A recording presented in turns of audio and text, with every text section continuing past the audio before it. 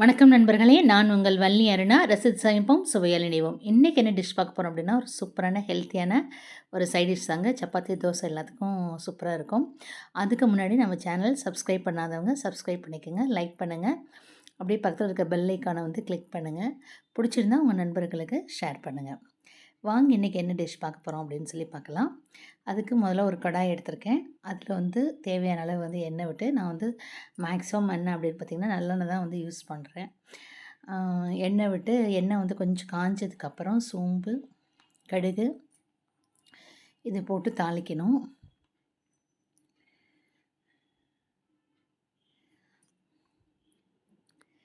அது நல்லா வந்து பொரிஞ்சதுக்கப்புறம் பார்த்திங்க அப்படின்னா, இன்றைக்கி வந்து நல்ல ஒரு பெரிய வெங்காயம் வந்து 2 வெங்காயம், ஒரு தக்காளி, பழுத்த தக்காளி 3 தக்காளி, 2 பச்சை மிளகாய் நல்லா கீறி வச்சுருக்கேன். பார்த்திங்களா அந்த மாதிரி இந்த சோம்பு, கடுகு போட்டதுக்கப்புறம் பச்சை மிளகாயை போட்டு ஒரு தடவை நல்லா ஃப்ரை பண்ணிட்டிங்கன்னா அந்த காரம் ஆகிடும். நம்ம பச்சை மிளகாய் வந்து சாப்பிட்றப்ப பார்த்திங்கன்னா சூப்பர் டேஸ்ட்டாக இருக்கும். ஏன்னா எண்ணெயிலே வந்துடுது இல்லையா, அதனால் நல்லாயிருக்கும். அதுக்கப்புறம் வந்து வெங்காயத்தை போட்டுட்டு கொஞ்சம் நல்லா வதக்கிக்கங்க. கொஞ்சம் நல்லா வதங்கினதுக்கப்புறம் தக்காளி போட்டு வதக்கிக்கலாம். நீங்கள் வெங்காயம் போடும்போதும் சரி, தக்காளி போடும்போதும் சரி, கொஞ்சம் சால்ட்டை வந்து சேர்த்து வதக்கிட்டிங்க அப்படின்னா சூப்பராக வந்து வதங்கிடும். இது வதங்கினதுக்கப்புறம் நம்ம என்ன இன்றைக்கி சேர்க்க போகிறோம் அப்படின்னா வந்து மஷ்ரூம் தான் சேர்க்க போகிறோம். மஷ்ரூம் என்ன அப்படின்னு பார்த்திங்கன்னா, நிறைய மெடிக்கல் பெனிஃபிட்ஸ் வந்து இதில் இருக்குது. ஃபஸ்ட்டு என்ன அப்படின்னு பார்த்திங்கன்னா, அதில் வந்து லோ ஃபேட்டே கிடையாது அதில். அதனால் வந்து நம்ம வந்து எவ்வளோ வேணாலும் வந்து எடுத்துக்கலாம். எவ்வளோ சாப்பிட்டாலும் நீங்கள் வந்து அதில் வந்து வெயிட் வந்து போடாது. அதுக்கப்புறம் என்ன அப்படின்னு பார்த்திங்கன்னா, இம்யூனிட்டி பவர் வந்து இன்க்ரீஸ் ஆகும் சாப்பிட்றனால. அப்புறம் வந்து கேன்சர் செல்களை வந்து அழிக்கக்கூடியது அது. ரொம்ப நல்லது. பார்த்திங்கன்னா, இப்போ கொஞ்சம் வெங்காயம் நல்லா வதங்கிடுச்சு. கொஞ்சம் கருவேப்பிலை போட்டு தக்காளியும் போட்டிருக்கேன். கொஞ்சம் நல்லா வந்து வதக்கி விட்டுறணும். அந்த தக்காளியெல்லாம் வந்து நல்லா மசிஞ்சு நல்லா வரணும். அப்போ கொஞ்சம் ஜூஸியாக வந்து வர அளவுக்கு கொஞ்சம் நல்லா வதங்கணும். அப்போ தான் வந்து நல்லாயிருக்கும். பார்த்திங்கன்னா, வதங்கும்போதே நம்ம வந்து இதை உப்பு சேர்த்துட்டோம் அப்படின்னா கொஞ்சம் சீக்கிரமாக வதங்கிடும் கடகடன்னு. அதனால் வந்து உப்பு சேர்த்து நல்லா வதக்கியாச்சு. இப்போ பாருங்கள் ஓரளவு நல்லா வதங்கிடுச்சு. இப்போ நமக்கு வந்து காரத்துக்கு ஏற்ற மாதிரி கொஞ்சமாக மஞ்சள் தூள் சேர்த்துருக்கேன். காரத்துக்கு வந்து தனி மிளகாய் தூள் தான் வந்து நான் இன்றைக்கி ஆட் பண்ணியிருக்கேன். சக்தி பவுடர். இது வந்து நான் அங்கே நேட்டிவில் இருந்ததுனால வந்து பேக்கெட்டாக இருக்குது. இல்லைனா வந்து ஹோம்மேடு தான். இங்கே இருக்கும்போது வந்து ஹோம்மேட் பவுட்ரு தான் எல்லாமே யூஸ் பண்ணுவேன்.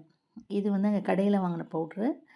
தனி மிளகாய்த்தூள், அப்புறம் கொஞ்சம் மட்டன் மசாலா இருக்கு இல்லையா, அந்த டேஸ்ட்டுக்காக கொஞ்சமாக மட்டன் மசாலா வந்து கொஞ்சமாக ஆட் பண்ணிக்கிறேன். நான்வெஜ் ஃப்ளேவர் பிடிக்கிறவங்க அதை சேர்த்துக்கலாம். இல்லைன்னா அதை வந்து ஸ்கிப் பண்ணிவிடுங்க. வெறும் தனி மிளகாய்த்தூளும் மஞ்சள் தூள் வந்து போதுமானது. கொஞ்சமாக தேவையான அளவுக்கு தண்ணி. அதாவது நீங்கள் வந்து சப்பாத்தி, தோசை அப்படிங்கிறனால கொஞ்சம் வந்து இந்த மாதிரி இருக்கட்டும். ரொம்ப டைல்யூட் பண்ணிங்க அப்படின்னா வந்து நல்லா இருக்காது. இன்னும் கொஞ்சம் நீங்கள் வந்து கர்ட் ரைஸு அந்த மாதிரி வெரைட்டி ரைஸ்க்கெலாம் வந்து தொட்டுக்கணும் அப்படின்னா கொஞ்சம் நல்லா திக்காகணும். இந்த நம்ம தண்ணியை விட்டு அப்புறம் காளான் போட்டதுக்கப்புறம் கொஞ்சம் ட்ரை ஆனதுக்கப்புறம் இறக்கும்போது பார்த்திங்கன்னா சீரகமும், கிராம்பு, மிளகு வறுத்து நுணுக்கிட்டு போட்டு இறக்குனீங்கன்னா சூப்பராக இருக்கும் தயிர் சாதத்துக்கலாம். இப்போ வந்து நான் க்ளீன் பண்ணி வச்சுருந்த காளானை வந்து அதோட வந்து ஆட் பண்ணிவிட்டேன்.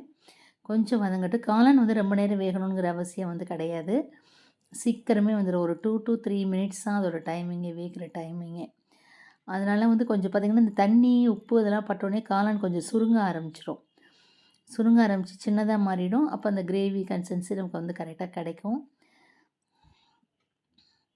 ஒரு 2 to 3 மினிட்ஸ் இருந்தால் வந்து போதுமானது. பாருங்கள் சூப்பராக ரெடி ஆகிடுச்சு. இது போதும் சப்பாத்தி. நான் வந்து இன்றைக்கி கோதுமை தோசை தான் ஊற்றிருக்கேன். அதுக்கு வந்து சூப்பர் காம்பினேஷனாக இருக்கும். கோதுமை தோசை ஊற்றும் போது ஒரு டிப்ஸ் சொல்கிறேன். என்ன அப்படின்னா, கொஞ்சமாக நீங்கள் இட்லி மாவு சேர்த்துட்டிங்க அப்படின்னா தோசை வந்து சூப்பராக அது மாதிரி டக்குன்னு எடுக்க வரும். நீங்களே ட்ரை பண்ணி பார்த்துட்டு சொல்லுங்கள். தேங்க்ஸ் ஃபார் வாட்சிங். Thank you.